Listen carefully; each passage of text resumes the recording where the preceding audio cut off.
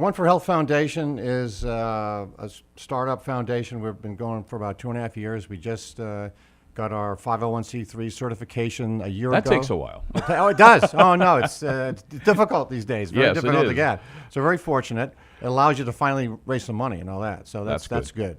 And so we're working this year to raise a lot of money to help the kids out in the communities. We put on programs, on wellness-based programs for kids in communities and try to get the community organized to take those programs over on an ongoing basis. So we are working on pilot programs right now, and these programs really based on yoga. The core program is a yoga-based program. It's called Taking Flight, and it's a program that's really yoga plus. So it's sort of like yoga on steroids, but sort of in a nice way. Yoga on steroids. Okay. But in a nice way. Is that like Greek? In a healthy way. Greek yogurt. Yeah. Yoga. So, All right. But so that's the basis of it. And we bring other workshops in for the kids and they're called leadership workshops to get the kids to lead in health for the future. We will continue to support the programs because they're innovative, and we will grow those programs. So the model really is to have us always involved to some degree.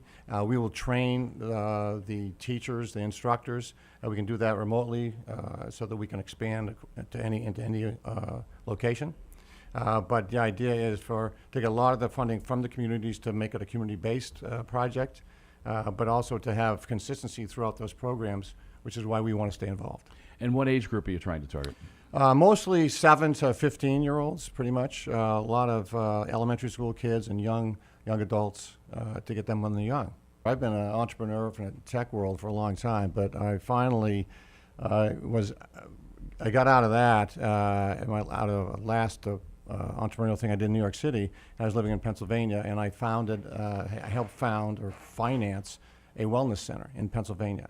And I learned so much by doing that because I wasn't the clinical person. I had a partner. And from that, I was so enamored by the situation of health, what we could do about it in the country, and how serious it was that I went back to school and got a PhD in natural health. So that's what got me. Yeah. How long ago did you do that? I did it about 6 years ago, so I was 60 at the time. No kidding. Yeah. Congratulations. Where'd you go? Clayton College out of Georgia. Man, that's a great. It was a great education, and I went to Cornell undergrad and Cornell graduate school in engineering and everything. But this program was quite difficult actually. So, but it was wonderful to do, and it gave me some credibility in this industry, which I need to get the foundation rolling. So what happened was I have a friend. I came back to the Boston area, and my close friend I grew up with runs a business in Walpole.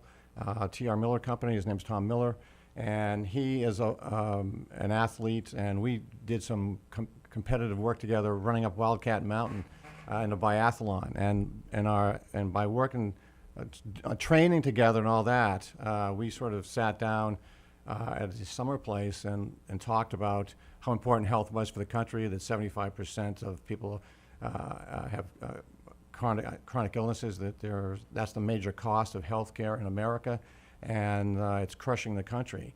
And my PhD was actually based on what could we do in a natural way, from a leadership way, from ground up, to try and change that instead of trying to pass a lot of laws and all that. So that's what I started talking to Tom about. I've done some talks around the area, and Tom got excited, so we just teamed up, and he put his force behind it. He's got a good-sized company out there that's doing promotional work. So we just joined forces and started the foundation.